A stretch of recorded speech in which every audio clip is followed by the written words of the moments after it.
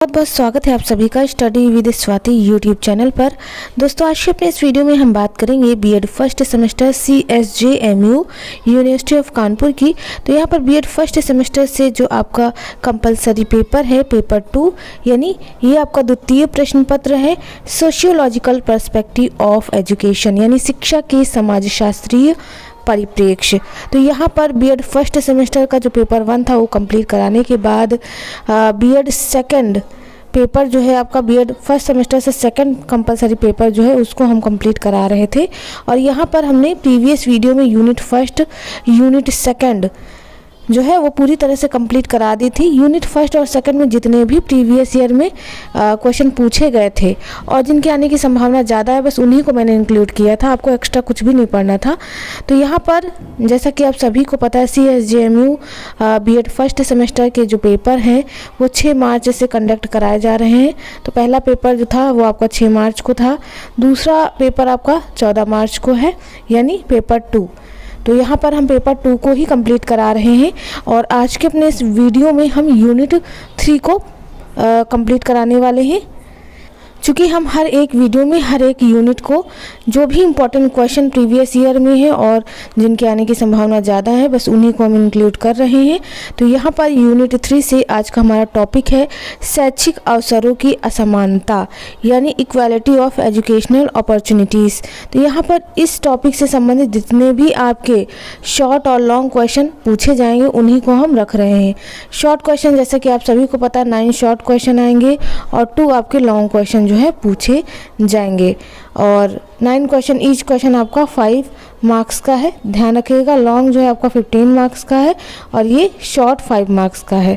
तो यहाँ पर 75 मार्क्स का आपका पूरा पेपर रहेगा।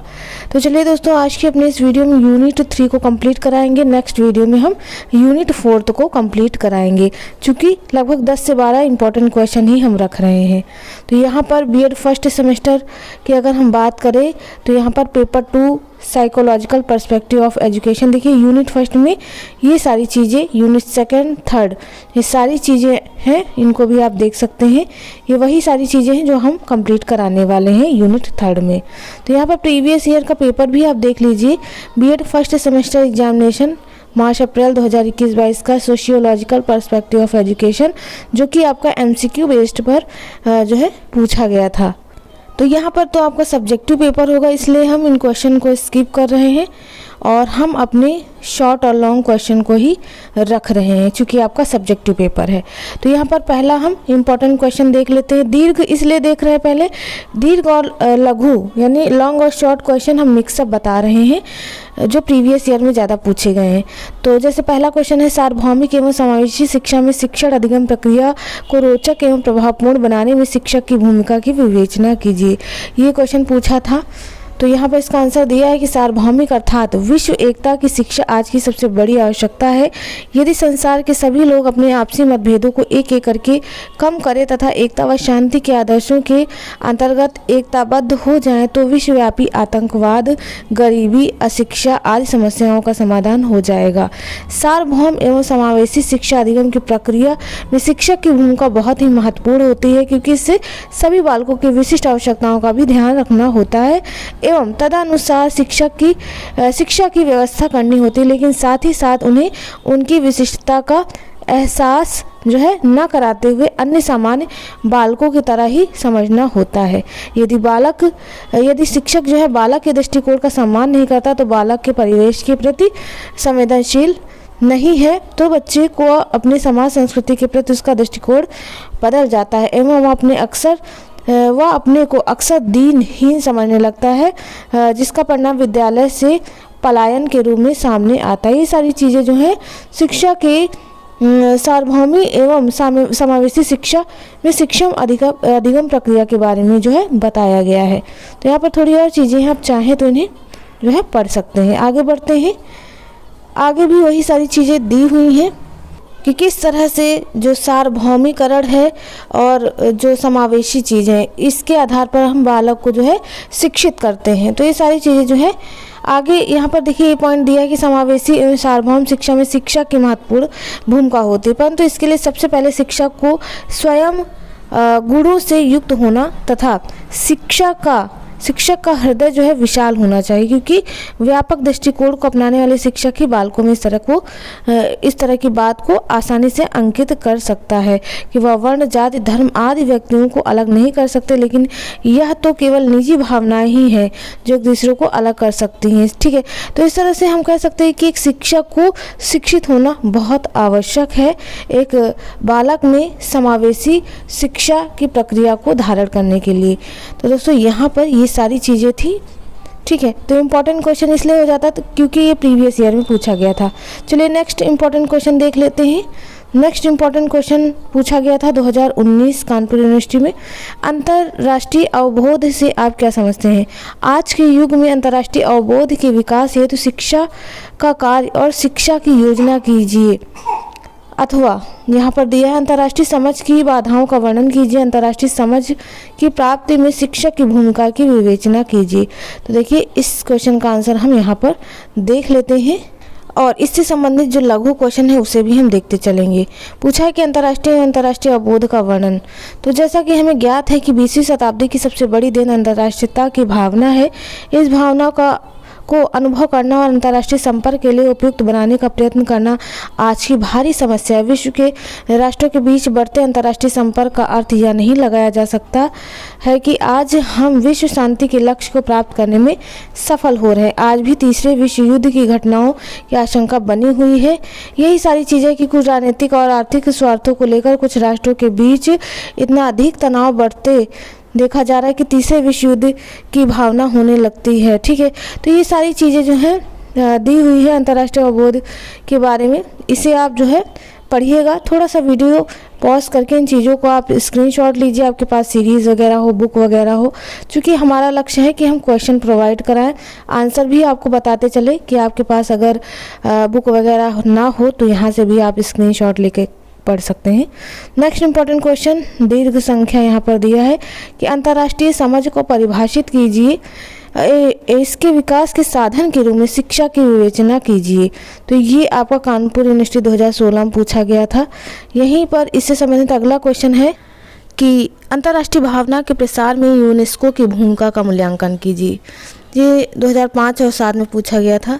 तो इससे संबंधित हम लघु भी देखते चलेंगे। ठीक है, लघु में देखिए कितने सारे क्वेश्चन पूछे गए थे कि अंतर्राष्ट्रीय सद्भावना के निर्माण के विकास में यूनेस्को का महत्व स्पष्ट कीजिए, अंतर्राष्ट्रीय सद्भावना के क्षेत्र में यूनेस्को की भूमिका बताइए, यूनेस्को में अंतर्राष्ट्रीय सद्भावना पर टिप्पणी लिखिए। तो क्वेश्चन कैसे भी पूछे आपको आंसर देना है इस तरह से जैसे कि यहाँ पर बताया गया है। तो यहाँ पर दिया है उत्तर में कि संसार में दो महापुरुषों के बाद इस बात पर विचार किया जाने लगा कि जब तक कि विभिन्न क्षेत्रों में राष्ट्र के मध्य आपसी सहयोग और प्रेम की भावना को बढ़ाया नहीं जाएगा तब तक विश्व में शांति नहीं होगी। इसी दृष्टिकोण के साथ सभी राष्ट्रों ने संयुक्त राष्ट्र संघ का गठन किया, जिसे यूनेस्को का नाम दिया गया। इस विभाग के निर्माण में शामिल रहे बुद्धिजीवी, राजनीतिक, वैज्ञानिक आदि व्यक्तियों ने यह अनुभव किया कि अंतर्राष्ट्रीय सद्भावना को केवल राजनीतिक तथा आर्थिक संधियों व योजनाओं के आधार पर निर्मित नहीं किया जा सकता। इन व्यक्तियों का यह मानना था कि शांति व्यवस्था बनाए रखना एक राजनीतिक नहीं अपितु मनोवैज्ञानिक समस्या, इसलिए उन सभी राजनीतिक तथा आर्थिक संगठनों के लिए शैक्षिक और सांस्कृतिक तथा मनोवैज्ञानिक परिस्थितियों का होना अत्यंत आवश्यक है। और यहाँ पर इम्पॉर्टेंट पॉइंट लिखा है कि यूनेस्को की भूमिका में साफ लिखा है कि चूँकि युद्ध मनुष्य के मस्तिष्क में प्रारंभ होते हैं, इसलिए शांति की रक्षा के साधन भी मनुष्य के मस्तिष्क से ही निर्मित किए जाने चाहिए। इस प्रकार यह स्पष्ट है कि संसार में यदि स्थायी शांति तथा व्यवस्था बनाए रखनी है तो संसार के विभिन्न राष्ट्रों में शिक्षा, विज्ञान, कला, साहित्य, संस्कृति का विकास करना होगा। ठीक है, आगे दिया है यूनेस्को के कार्यों पर प्रकाश।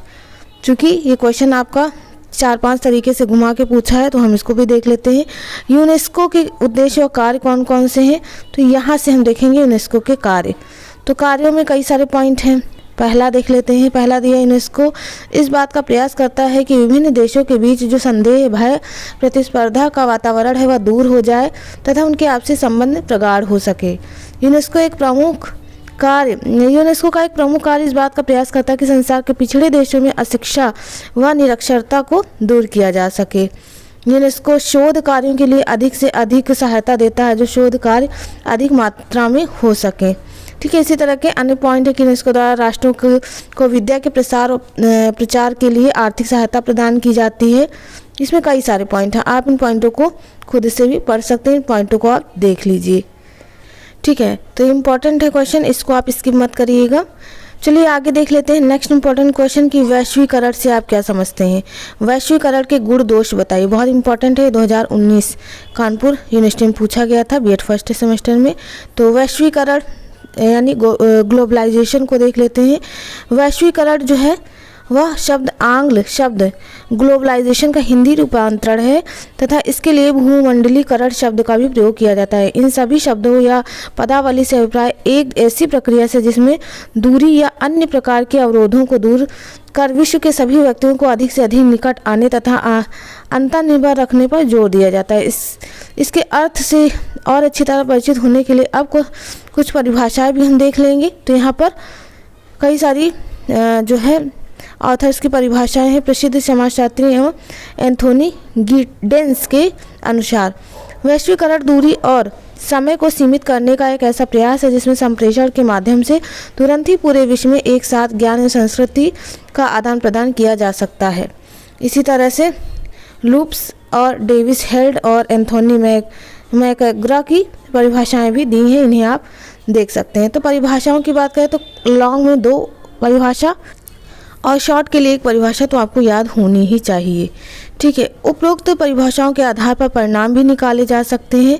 तो यहाँ पर पहला पॉइंट है परिणाम में कि वैश्वीकरण जो है वैश्वीकरण से समय एवं दूरी संबंधी सभी प्रकार के अवरोध समाप्त किए जा सकते हैं।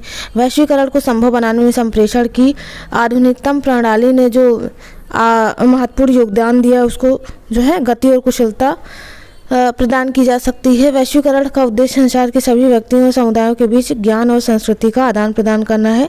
ठीक है, तो इस तरह से काफ़ी सारे पॉइंट यहाँ पर आप देख पा रहे हैं, सारे पॉइंट इससे संबंधित हैं। इन सभी पॉइंटों को आप देखते चलिए। ठीक है, अब यहाँ पर क्वेश्चन में गुण और दोष पूछा था तो वो हम देख लेते हैं कि वैश्वीकरण के गुण क्या है, दोष क्या है। तो वैश्वीकरण के गुण की बात करें यानी मेरिट्स की, तो पहला है कि वैश्वीकरण की प्रक्रिया द्वारा विश्व नागरिकता की भावना का विकास होता है जिसके द्वारा प्रत्येक राष्ट्र सभी राष्ट्रों के नागरिकों के हितों का ध्यान रखकर नीतियों का निर्धारण करता है। दूसरा पॉइंट है वैश्वीकरण से ही शिक्षा की सर्व उपलब्धता संभव हुई है। शिक्षा को सर्वसुलभ बनाने के लिए वैश्वीकरण आवश्यक होता है। आगे बढ़ेंगे, आगे इसी तरह से काफ़ी सारे पॉइंट दिए हैं कि वैश्वीकरण के कारण ही विश्व के विभिन्न देशों की समस्याओं का हल हुआ है जिसमें गरीबी, अशिक्षा, शांति, सुरक्षा, बेरोजगारी आदि मुख्य है। ठीक है, इसी तरह से दोष भी देख लेते हैं वैश्वीकरण के। तो दोष भी कई प्रकार से इसमें देखने को मिलते हैं। 4 पॉइंट है।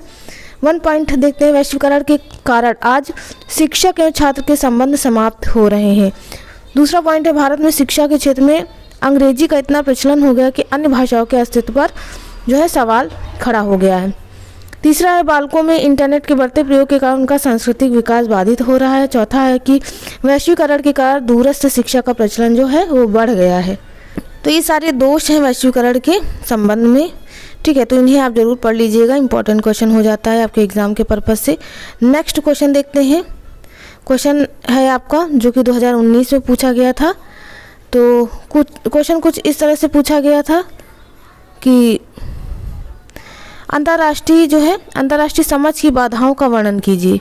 अंतर्राष्ट्रीय समझ की बाधाओं का वर्णन कीजिए। अंतर्राष्ट्रीय समझ की प्राप्ति में शिक्षक की भूमिका की विवेचना कीजिए। तो अंतर्राष्ट्रीय समझ की बाधाएं क्या हैं इन्हें देख लेते हैं। तो यहाँ पर इसके संबंध में कई सारे पॉइंट दिए हैं। पहला तो अंतर्राष्ट्रीय अवबोध का अर्थ संसार के विभिन्न राष्ट्रों के बीच समझ एवं सद्भाव। समझ का अर्थ है कि सभी राष्ट्र अन्य राष्ट्रों की संस्कृति, ज्ञान, विज्ञान तथा अन्य क्षेत्रों की जानकारी रखेंगे। और सद्भाव का अर्थ है कि सभी राष्ट्र अन्य राष्ट्रों की संस्कृति के प्रति उदार दृष्टिकोण जो है रखेंगे। तो ये हो गया अंतर्राष्ट्रीय सद्भाव का अर्थ। यहाँ पर गोल्ड स्मिथ ने बताया कि अंतर्राष्ट्रीय एक भावना है जिसके अनुसार व्यक्ति केवल अपने राष्ट्र का ही सदस्य नहीं होता अपितु वह विश्व का भी नागरिक होता है। इस तरह से और भी सारी चीज़ें हैं। यहाँ पर अंतर्राष्ट्रीय अवबोध के बाधक तत्व कौन कौन से हैं उन्हें हम देखेंगे। तो पहला है संकीर्ण राष्ट्रीयता। संकीर्ण राष्ट्रीयता युद्धों को जन्म देती है। पिछले 2 विश्व युद्ध संकीर्ण राष्ट्रीयता के परिणाम स्वरूप हुए थे और आज भी इन दोषों के कारण तीसरा विश्व युद्ध के लिए तैयार खड़े हैं। दूसरा है सीमा विवाद। साम्राज्यवादी विस्तारवादी सोच के कारण आज कई देशों के मध्य सीमावाद चल रहा है। भारत चीन पाकिस्तान के सीमा विवाद, भूटान के साथ चीन का सीमा विवाद, इसी तरह से अन्य देशों का जो है विवाद बढ़ रहा है। ये सारे पॉइंट के अंतर्गत आएंगी चीज़ें। तीसरा पॉइंट है कि अंतर्राष्ट्रीय सांस्कृतिक आदान प्रदान में कमी। राष्ट्रों के मध्य अंतर्राष्ट्रीय समझ को विकसित करने के लिए जरूरी है कि प्रत्येक राष्ट्र अपनी अपनी संस्कृति का विकास करने के साथ साथ अन्य देशों की संस्कृति को समझने तथा विकसित होने में परस्पर सहयोग करे। ठीक है। 4 पॉइंट है धार्मिक आतंकवाद। 5th पॉइंट है अंतर्राष्ट्रीय गुटों का होना। तो ये पॉइंट आप अंतर्गत जो है खुद से पढ़िए। 6 है संयुक्त राष्ट्र की असफलता। ठीक है। 7 पॉइंट है वसुधैव कुटुंबकम की भावना का अभाव।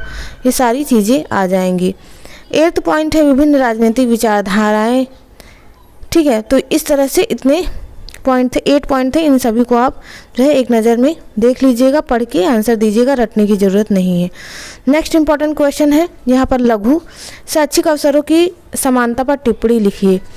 दूसरा है भारत में शैक्षिक अवसरों की असमानता के प्रमुख कारण स्क्रैच स्रोत क्या है, इन्हें दूर करने की व्यावसायिक सुझाव दीजिए। तो 2016 में पूछा गया था, 2007 में पूछा गया था। दोनों इंपॉर्टेंट क्वेश्चन है, इससे काफ़ी क्वेश्चन आपको इस वीडियो में मिलेंगे। तो चलिए देख लेते हैं भारत में शैक्षिक अवसरों की असमानता के प्रमुख कारण। देखिए 2018 में भी क्वेश्चन पूछा गया था। तो यहाँ पर ये बहुत इंपॉर्टेंट क्वेश्चन हो जाता है, इसे हम देख लेते हैं। भारत में शैक्षिक अवसरों के असमानता के कारण यहाँ पर दिया है कि भारत लोकतांत्रिक राष्ट्र होने के साथ साथ अनेक विभिन्नताओं वाला देश है। भारत के आंतरिक विभिन्नताओं का एक दुष्परिणाम सभी को शिक्षा के समान अवसरों का न मिल पाना, अर्थात शैक्षिक अवसरों की असमानता है। तो भारत में जहाँ एक और विद्यालयों की उपलब्धता को लेकर असमानता है, तो वहीं दूसरी ओर विभिन्न स्तरों के विद्यालयों के कारण भी शैक्षिक अवसरों की असमानता पाई जाती है। भारत में विद्यार्थियों की शिक्षा जाति, लिंग, धर्म, क्षेत्र, आर्थिक कारणों से प्रभावित होती है। भारत में संपूर्ण शिक्षा व्यवस्था पर असमानता का असर जो है विद्यमान है। ये जो है स्रोत निम्न प्रकार से हैं। तो पहला देख लेते हैं। पहला दिया है भौगोलिक कारण से कुछ क्षेत्रों में विद्यालय तक पहुंचना संभव नहीं। ठीक है। दूसरा है शहरी तथा ग्रामीण क्षेत्रों के विद्यालयों का अलग अलग परिवेश। तीसरा है एक ही क्षेत्र में विभिन्न स्तर एवं गुणवत्ता के विद्यालयों का होना, शिक्षा का राष्ट्रीयकरण ना होना, निर्धनता और सामाजिक स्तरीकरण इत्यादि। तो ये सारे पॉइंट हो जाते हैं प्रमुख कारण के अंतर्गत। नेक्स्ट देखते हैं इनको दूर करने के क्या क्या उपाय हैं। तो यहाँ पर अगर हम बात करें कि शैक्षिक अवसरों की असमानता को दूर करने का उपाय, तो पहला है कि शैक्षिक सुविधाओं के प्रावधान में क्षेत्रीय असंतुलन को समाप्त करना चाहिए। ग्रामीण तथा अन्य पिछड़े क्षेत्रों में अच्छी शैक्षिक सुविधाएं उपलब्ध होनी चाहिए। दूसरा पॉइंट है कि योग्य छात्र जो सामाजिक तथा आर्थिक दृष्टि से कमजोर हैं के लिए निःशुल्क शिक्षा की व्यवस्था होनी चाहिए। तीसरा है पिछड़े वर्ग विशेषतः आदिवासी वर्ग की शिक्षा के विकास के लिए सुदृढ़ तीव्र प्रयास की आवश्यकता है। इसी तरह से अन्य पॉइंट भी हैं, इन्हें आप देख सकते हैं। ठीक है। तो यहाँ पर ये इंपॉर्टेंट क्वेश्चन था, इसे आप स्किप मत करिएगा। नेक्स्ट इंपॉर्टेंट क्वेश्चन देखते हैं। देखिए नेक्स्ट इंपॉर्टेंट क्वेश्चन पूछा है कि शारीरिक चुनौतीपूर्ण बच्चों को विद्यालय पर समान शैक्षिक अवसर कैसे उपलब्ध कराए जा सकते हैं। तो यहाँ पर ये 2011 के पेपर में पूछा गया था। ठीक है। तो इसे आप पढ़ लीजिएगा, बहुत इंपॉर्टेंट नहीं है, एक नज़र में आप पढ़ लीजिएगा। क्योंकि प्रीवियस ईयर में पूछा गया था इसलिए मैंने इसको इंक्लूड कर दिया है। नेक्स्ट देखते हैं। नेक्स्ट ये क्वेश्चन अभी हम करा चुके हैं, शैक्षिक अवसरों की असमानता, जस्ट इसके ऊपर। भारत में शैक्षिक असमानता के प्रमुख स्रोत क्या हैं, ये 2007 2016। तो ये दोनों जो है करा चुके हैं। ठीक है। नेक्स्ट देखते हैं। नेक्स्ट यहाँ पर फिर से 2011, 12 और 14 इन सभी में शैक्षिक अवसरों की समानता, वहाँ पर असमानता था, यहाँ पर देखिए शैक्षिक अवसरों की समानता से क्या तात्पर्य है। असमानता तो मैंने बता दिया था कि जाति, धर्म और लिंग, इन सब चीज़ों से असमानता कैसे थी। ठीक है। यहाँ पर समानता पूछा है तो इसे भी देख लेते हैं। तो शैक्षिक अवसरों की समानता इस बात में निहित होती है कि बहुमूल्य प्रतिभाओं का विकास अवसर मिलना चाहिए। अच्छी शिक्षा प्राप्त करने का अधिकार सामाजिक और आर्थिक रूप से समान समाज के एक वर्ग विशेष को ही नहीं मिलना चाहिए, वरन समाज के सभी वर्गों के लिए शिक्षा प्राप्त करने पर आधारित बनाने का यही आधार है। कुछ विश्व शैक्षिक अवसरों की समानता का अर्थ शिक्षा संस्थाओं में समानता से लेते हैं। इसी तरह से आगे दिया है कि वे सरकारी, गैर सरकारी और पब्लिक स्कूलों के भारी अंतर को समाप्त करने के पक्ष में। उनका तर्क है कि शैक्षिक अवसरों की समानता उसी स्थिति में संभव है जबकि शिक्षा संस्थाओं और पाठ्यक्रमों में समानता जो है होनी चाहिए। तो इसमें समानता की बात कर दी है कि शैक्षिक अवसरों में किस तरह से समानता जो है मिलनी चाहिए। चलिए आगे देख लेते हैं नेक्स्ट इम्पॉर्टेंट क्वेश्चन। नेक्स्ट आपका पूछा है कि राष्ट्रीय शिक्षा नीति 1986 में शिक्षा की असमानता दूर करने के क्या कदम उठाए गए हैं। 2006 में पूछा गया था। तो यहाँ पर राष्ट्रीय शिक्षा नीति 1986 में शिक्षा की असमानता दूर करने के उपाय में पहला है स्त्रियों के लिए शिक्षा।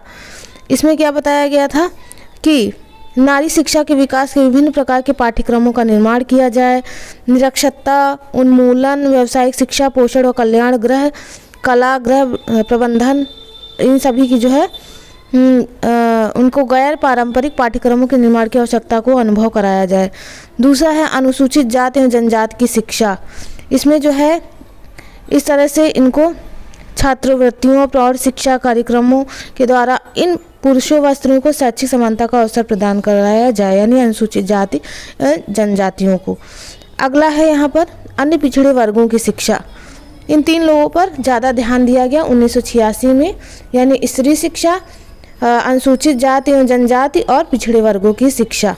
ठीक है, इसमें सारी चीज़ें बताई गई हैं। नेक्स्ट इंपॉर्टेंट क्वेश्चन देखते हैं, शैक्षिक अवसरों की समानता से क्या समझते हैं। तो ये रेपिटेटिव फिर से आ गया क्वेश्चन, अभी हमने इसको जो है बताया था। ठीक है, इसे आप देख लीजिएगा। चलिए नेक्स्ट इंपॉर्टेंट क्वेश्चन देख लेते हैं। भारत में शैक्षिक अवसरों की असमानता के विभिन्न स्वरूप जो है उस पर प्रकाश डालने को कहा है। तो भारत में शैक्षिक अवसरों की असमानता हम किस प्रकार से इस पर प्रकाश डालेंगे, तो यहाँ पर जो है इसके इम्पॉर्टेंट पॉइंट देखेंगे, इसे आप खुद से पढ़िएगा।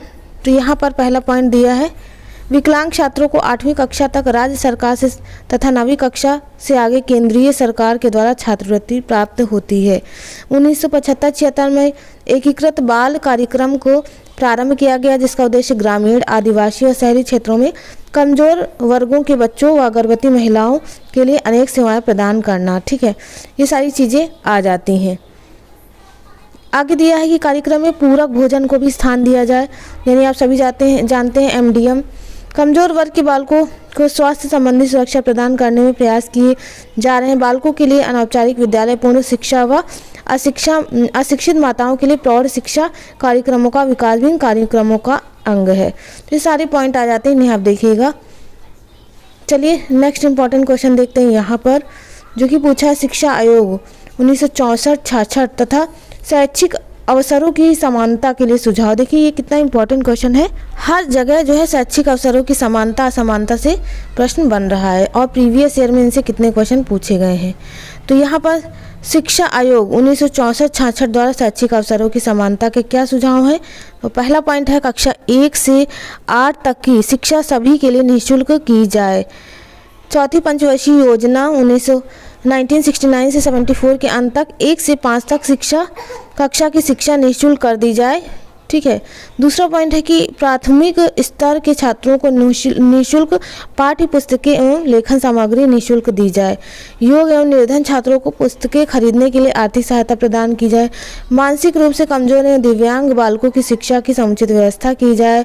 बालिकाओं को बालकों के समान किसी प्रकार की शिक्षा प्राप्त करने के अवसर जो है सुलभ कराया जाए। तो ये सारे पॉइंट आ जाएंगे अगर हम शैक्षिक अवसरों की समानता की बात करते हैं शिक्षा आयोग 1964-66 के अंतर्गत। चलिए नेक्स्ट इम्पॉर्टेंट क्वेश्चन देख लेते हैं, ये पॉइंट और भी हैं, देख लीजिएगा। फिर है शैक्षिक अवसरों की समानता में शिक्षक की क्या भूमिका। देखिए घुमा फिरा के क्वेश्चन वही पूछ रहा है। यहाँ पर शिक्षक की भूमिका जो है बता दी है। तो शिक्षक की क्या भूमिका होनी चाहिए, यहाँ पर अगर हम बात करें शिक्षक की भूमिका की, तो इसमें पॉइंट काफ़ी सारे दिए हुए हैं कि शिक्षक जो है सभी छात्रों के लिए व्यावसायिक निर्देशन कार्यक्रमों का आयोजन कर छात्रों में समान रूप से जागरूकता, ज्ञानवर्धन प्रदान करने का कार्य करे। ठीक है, शैक्षिक अवसरों की असमानता का एक प्रमुख कारण घर का वातावरण होता है। ठीक है, तो परिवार से निकलकर बालक जब विद्यालय में आता है तो वहाँ शिक्षक सभी बालकों को एक समान वातावरण जो है प्रदान करे। यही सारे है कि मिलजुल कर जो है शिक्षक को सभी बच्चों के साथ समानता का व्यवहार करना चाहिए। उन्हें समान अवसर, उन्हें जो खेल कार्यक्रम हो रहे हैं सभी में भाग लेने के लिए प्रोत्साहित, तो आप बना के लिख सकते हैं। वही सारी चीज़ें की बताया है घुमा फिरा के बार बार। ठीक है, नेक्स्ट इंपॉर्टेंट क्वेश्चन देख लेते हैं। अंतर्राष्ट्रीय सद्भावना से क्या तात्पर्य है, इसकी आवश्यकता क्यों अनुभव की गई, अथवा देखिए 2005, 10, 14, 2006, 15, 2009, 13 इन सभी में ये क्वेश्चन आया है अंतर्राष्ट्रीय सद्भावना से क्या समझते हैं। तो बहुत इंपॉर्टेंट क्वेश्चन है, चलिए इसे हम देख लेते हैं। तो यहाँ पर अगर हम बात करें अंतर्राष्ट्रीय सद्भावना की, तो अंतर्राष्ट्रीय सद्भावना से जो तात्पर्य है कि संसार के प्रत्येक व्यक्ति में प्रेम, भाईचारा, सहयोग का संबंध हो तथा संपूर्ण संसार को ही व्यक्ति अपना परिवार माने। अंतर्राष्ट्रीय सद्भावना विश्व बंधुत्व तथा विश्व कल्याण की भावना पर आधारित होता है तथा मनुष्य मात्र के कल्याण के बारे में सोचती है। गोल्ड स्मिथ ने इसके संबंध में कहा है कि अंतर्राष्ट्रीय सद्भावना एक भावना है जो व्यक्ति को बताती है कि वह अपने राज्य का ही नहीं अपितु संपूर्ण विश्व का नागरिक है। इसी तरह लेफ्स के शब्दों में इन्होंने भी अंतर्राष्ट्रीय सद्भावना को जो है बताया है। अंतर्राष्ट्रीय सद्भावना की आवश्यकता क्यों है, तो यहाँ पर देख लेते हैं। राष्ट्रीयता के आदर्श स्वरूप की अनदेखी होने के कारण इसकी संकीर्ण भावना युक्त विचारों का प्रभाव संसार के मंच पर पड़ा तथा इसके अनेक युद्धों का जन्म हुआ व आम जनता को अनेक कठिनाइयों व अत्याचारों से जूझना पड़ा। इसी कारण सभी राजनीतिक व्यक्तियों ने अनुभव किया कि संकीर्ण राष्ट्रीयता के स्थान पर अंतर्राष्ट्रीय सद्भावना का विकास किया जाए। ठीक है, तो इसलिए इसकी आवश्यकता पड़ी। चलिए नेक्स्ट इंपॉर्टेंट क्वेश्चन देख लेते हैं। तो शिक्षा किस प्रकार से अंतर्राष्ट्रीय सद्भावना का विकास कर सकती है अथवा अंतर्राष्ट्रीय सद्भावना में शिक्षा की क्या भूमिका है। तो यहाँ पर इस क्वेश्चन का आंसर भी देख लेते हैं।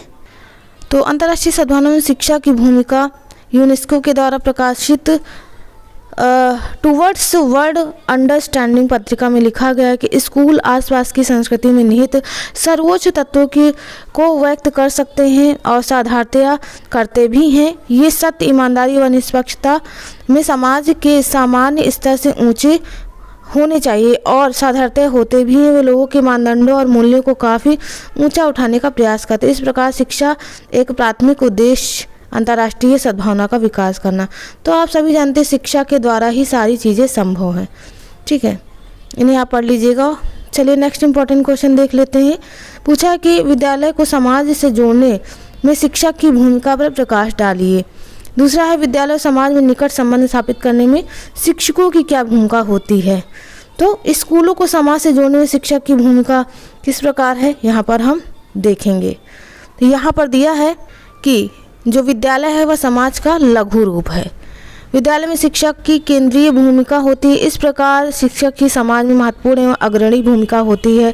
शिक्षक समाज को उत्तरोत्तरी प्रगति की ओर ले जाने का मार्ग निर्देशक होता है। यह समाज को जोड़ने में महत्वपूर्ण कारक के रूप में होता है। इसके पॉइंट है जैसे सांस्कृतिक तथा सभ्यता के आदान प्रदान में महत्वपूर्ण होता है। दूसरा है विद्यालय को बहुउद्देशीय शिक्षा केंद्र बनाने में। ठीक है, पॉइंट आप पढ़िएगा अंतर्गत। नेक्स्ट है संदेशपूर्ण चलचित्रों एवं प्रदर्शनियों का आयोजन करता। चौथा है मेलों तथा विद्यालय उत्सव बैठकों का आयोजन। इनके अंतर्गत आप पढ़ सकते हैं चीज़ें। ठीक है, तो यहाँ तक ये इम्पोर्टेंट क्वेश्चन था। नेक्स्ट इंपॉर्टेंट क्वेश्चन देख लेते हैं जो कि पूछा है लोकतांत्रिक अंतःक्रिया के माध्यम से राष्ट्रीय एकीकरण में शिक्षक की क्या भूमिका हो सकती है। 2009 में पूछा था। राष्ट्रीय एकीकरण प्राप्त करने में शिक्षक की भूमिका पर प्रकाश 2012 और 2019 में ये क्वेश्चन पूछा था। तो इम्पॉर्टेंट क्वेश्चन हो जाता है। तो भूमिका के अंतर्गत हम पहला पॉइंट देखेंगे कि प्रत्येक व्यक्ति की अविच्छिन्न रूप से अपने राष्ट्र से जुड़ा हुआ होता है। ऐसी भावना एक आदर्श शिक्षक में तभी उत्पन्न हो सकती है जब उसके अंदर अपने राष्ट्र, अपने देश को जानने की प्रबल भावना होगी। ठीक है, प्रत्येक राष्ट्र के कुछ ऐसे तत्व होते हैं जो सब लोगों के अंतर्गत निहित होते हैं। यही सारी चीज़ें जो है इसमें दी हैं। पॉइंट वाइज काफ़ी सारी चीज़ें हैं, तो इन पॉइंटों को आप जो है पढ़िएगा, इसके अंतर्गत आंसर आपको मिलेगा। नेक्स्ट इंपॉर्टेंट क्वेश्चन देख लेते हैं। आदर्श भारतीय समाज के निर्माण में शिक्षा की भूमिका। देखिए क्वेश्चन लगभग एक ही जैसे हैं। ठीक है, थोड़ा बहुत इधर उधर घुमा के पूछा है, तो इसे भी आप पढ़ लीजिएगा क्योंकि पढ़ने में टाइम बहुत जा रहा है। इसके पॉइंट हम देख सकते हैं कि शिक्षक द्वारा बालक के मानसिक विकास में सहायता प्रदान करना, शिक्षक द्वारा बालक की देखरेख का कार्य संपन्न होता है। आगे इसी तरह से अन्य पॉइंट है कि बालक को आत्म साक्षात्कार के लिए शिक्षक द्वारा प्रोत्साहित किया जाता है, सामाजिक कुरीतियों एवं दोषों को जो है दूर किया जाता है।